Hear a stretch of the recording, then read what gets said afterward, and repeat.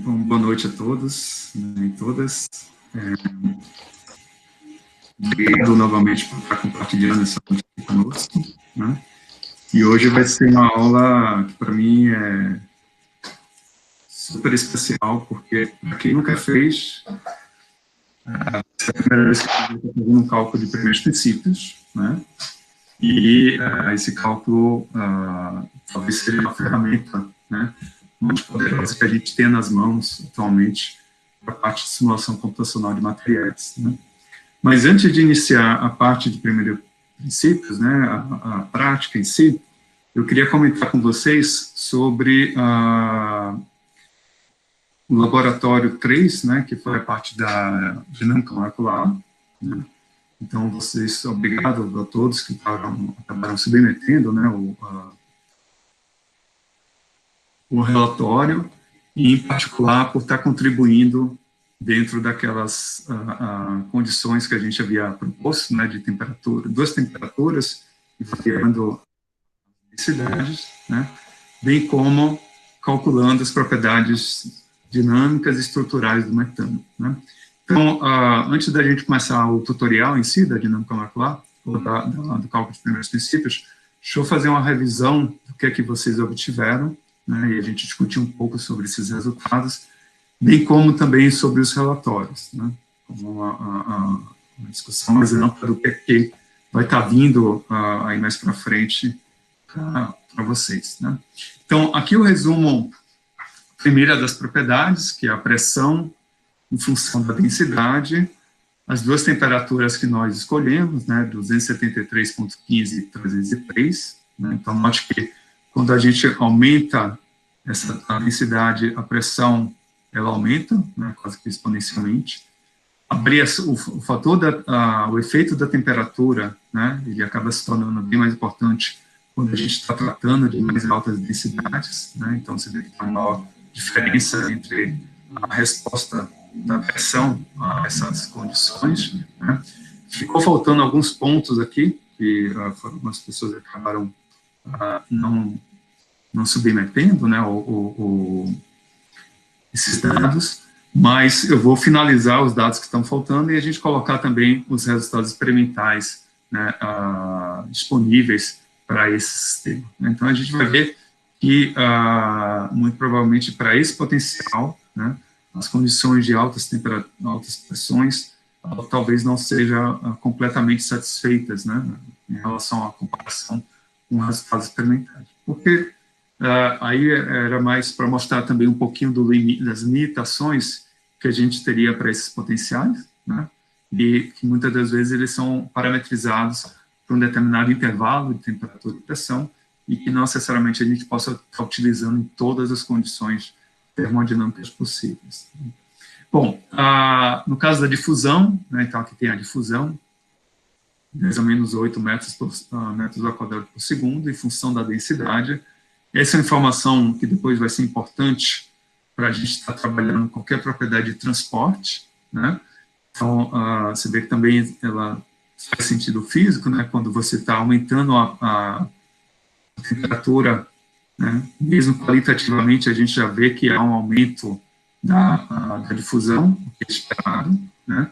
E quanto maior for a densidade, menor é a difusão, porque exatamente você tem agora mais, se você vai nessa direção, para a esquerda, né, é como se a gente estivesse chegando na condição de gás ideal, né, ou gases reais, enquanto a gente indo para aumentando a densidade, né, a gente vai esperar que vai ser mais fácil, a probabilidade de você encontrar, né, uma determinada molécula, ela vai ter um caminho livre médio menor. Então, portanto, a sua difusão ela vai estar sendo afetada, né, pelo comportamento com os demais sistemas. E, finalmente, a viscosidade, né, isso aqui é um caso interessante, que ela, do ponto de vista, né, então a gente está aumentando a densidade e a gente observa um aumento da viscosidade, né, o que parece ser um pouco contra-intuitivo, né? Só que a gente tem que lembrar em quais condições a gente está tratando aqui o metano, né? Então, quanto menor a densidade, mais próximo de um gás real, ou gás ideal, nós teríamos, e aumentando essa densidade, né, a gente está chegando próximo à condição, que é a condição do sistema na fase supercrítica, né? Então, significa que ela vai ter uma estruturação de líquido, né, com uma difusão próxima ao do gás, um pouco do que a gente consegue observar, né, em termos desses dados. E aí, se você olhar para alguns dos casos, então note essa condição aqui em baixas densidades, né, parece que não tem um comportamento tão bem delineado, e em particular nessa região onde você parece que cai, né, ela fica mais ou menos estável, e aí depois você tem uma subida, né, da viscosidade. Então, essa região que é uma região interessante de estar se procurando, né, que muito provavelmente é o que a gente está fazendo aqui, ocorrendo a transição, né, de fase, seja da fase do gás para uma fase ou supercrítica ou líquida, né? Então, portanto, você tem uma mudança na viscosidade, né? Então, ela, ao invés de estar aumentando, ela diminui ou fica mais ou menos constante, né? E depois você tem um aumento, né? Então,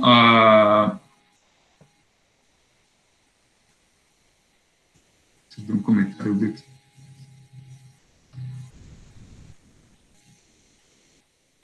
Não necessariamente, né? Porque o Lauro fez um comentário sobre a questão da viscosidade, né?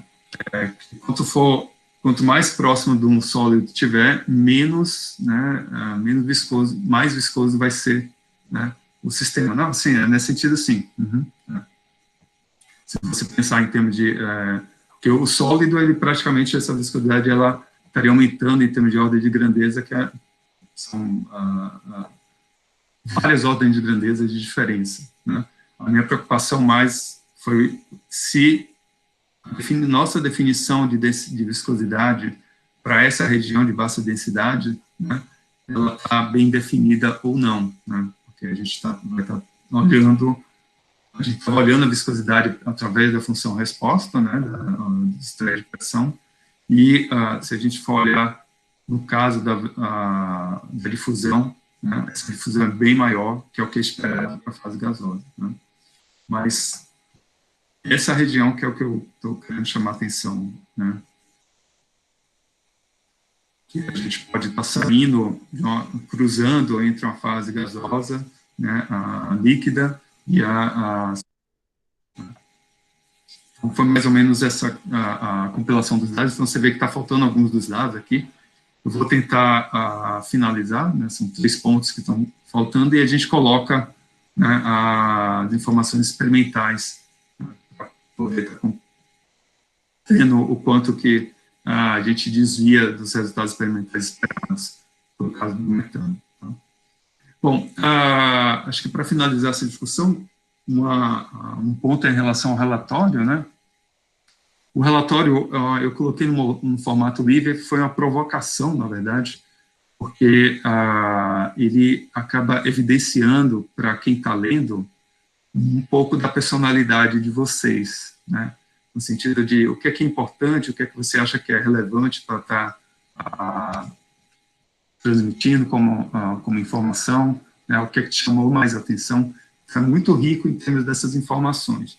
Então, eu acho que nesse sentido foi mais interessante deixá-lo nesse formato mais livre do que colocar algo onde você está preenchendo, eu quero que faça isso, depois isso e aquilo. Acho que a atual circunstância do curso que vocês estão, né, no 3º, 4º ano, já é interessante vocês terem uma ideia do que é que vai ser essencial para estar transmitindo como informação, né?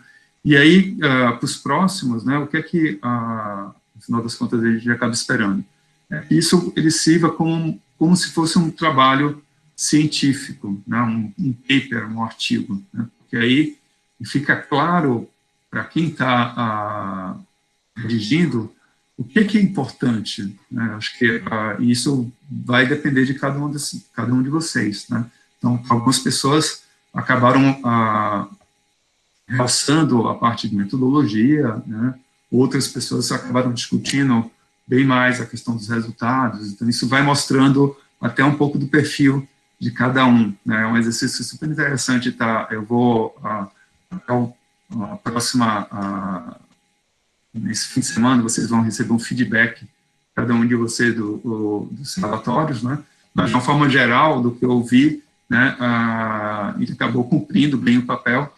Eu vou manter esse formato livre, porque eu acho que é interessante para vocês estarem explorando também como uma linguagem científica, né? O que é importante para vocês, no sentido de, se alguém for reproduzir essa prática, o que é que a gente estaria, que conselhos vocês dariam? No final das contas, é